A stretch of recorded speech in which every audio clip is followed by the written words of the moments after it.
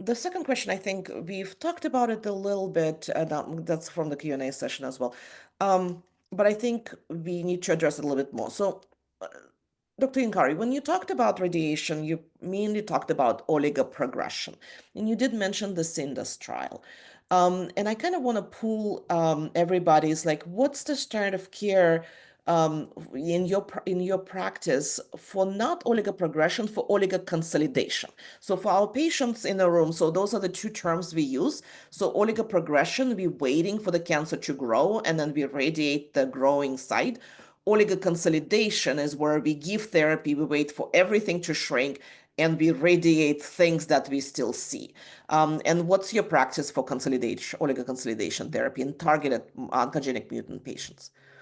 Yeah, well, I would be hypocritical if I said I'm continuing to do this based on the results of my own trial for patients who are receiving immunotherapy.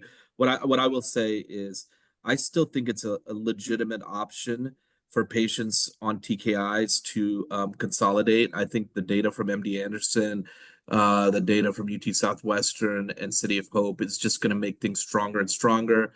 And Dr. Haymak, who's Dr. Singh's boss, has been thinking about this for decades, and really gets the idea that you want to hit these lesions before they reach the point of resistance translating into progression. And so I think that I still think that's the optimal time for patients who are on TKIs. And just a little bit broader, the patients on immunotherapy, I don't think it closes the door, but it prolongs it. So what I mean is that I would like to see the patients on more than just 4 courses of immunotherapy, maybe 7, 8, 9, to show that they don't have the proclivity to met out. And then, and if they're doing well and, they have some smoldering residual disease, I'm happy to consolidate. Eric, Amelina, what do you do in your practice? Yeah, so this is a question I'm starting to get a lot. So the majority of my practice has now become patients 50 and younger. So I'm seeing a lot of young onset lung cancer. Many of these patients have oncogenic driver alterations like EGFR, ALK. They're young, they're fit, they're highly motivated to figure out what's the most aggressive potential option for them, especially if they're having a good response to their systemic therapy. As our systemic therapies get better, as we're seeing younger patients who are more fit, have less comorbidities, this is a question that's critical. And I think that's a patient group where it's very valid to go and talk to your team, to seek out a second opinion and ask, can I receive local consolidative therapy? And so myself, Dr. Mara Antonov, who's a thoracic surgeon at my institution, are seeing many patients who are asking, is this an opportunity? And I think it's a fair question. Puneeth, you very nicely highlighted some of the data that we have, phase 2 studies, some phase 3 studies. And I really think if you are on a targeted therapy, if you've achieved a good systemic control, asking the question is a very valid one. And I think it's a very case-by-case individualized discussion. Yeah, I think I'll just echo the patient selection aspect of this. I think it's both time on therapy, what that therapy has done for the patient, and then also at the time that you're considering local therapy, making sure you're doing a full evaluation, a PET scan, an MRI, so that you're not missing any sort of disease that might be growing. And you're really sure that this is the only thing that's left. Maybe it's even not very avid. That's the type of patient I think that potentially could do really well with this. And when you make a selection of your type of local consolidative therapy, surgery versus radiation, what do you usually go with? I think the vast majority of the time we do radiation. It's non-invasive. There's less downtime if you're trying to keep somebody on a systemic therapy in terms of healing. But we will consider surgery for sure in certain situations, especially in the lung. I think that's one area that we would definitely consider surgery.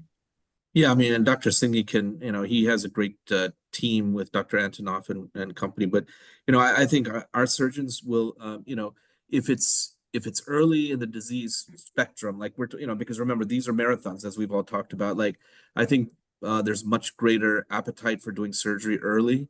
And then, if they develop metachronous metastatic disease or metastatic disease sequentially later on, then maybe more amenable to radiation as a local therapy. But I think, isolated lesions to the adrenal can be resected. I mean, to speak on behalf of the surgeons, Of course, isolated CNS lesions could be resected, lung lesions. Yeah, so I think there's ample opportunity for both.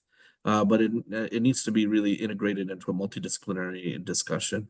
And that's one, we have guidelines for this, as does Dr. Antonoff now from a surgical perspective. But the number one thing I think is common in both guidelines is that the patient's decision making and determinations have to be first up front and center to the discussion. All too often, historically, we've made decisions and then come to the patient and said, "This is what we think." But the patient's thoughts have to be really upfront in all of this, as Dr. Singh pointed out. Yeah, I'll echo everyone's comments. These are probably my longest discussions in clinic now that I'm having, and it's a good conversation to have, right? Patients with stage 4 disease are having an excellent response to systemic therapy, and they're asking, what else can I do to be able to stay on the same drug and have a meaningful response in time with my loved ones? And so we ask that question all the time. They'll come and they'll meet me, they'll meet the radiation oncologist, and they'll meet Dr. Antonoff typically, and they'll have long discussions. Puneet, I'll throw a question back at you about, because I get this question very often. I'm curious what your perspective is. Some patients will ask, if I go for radiation now, like to the lung, if there's some disease I want to consolidate, but then later, I'm thinking about surgery. Have I burned my bridge if I get radiation first? Does it make the surgery hard? Does it matter with sequencing? Yeah, I think it does make the surgery harder. There's no two things of saying it. There, radiation does cause inflammation that leads to fibrosis. Back in the olden days when we did radiation and then they did surgery for the neck, they used to say, "Oh, if we're cutting through concrete." Things are much more focused and specific now with radiation, so you don't cause that. But there will be times where it does make the surgery more difficult.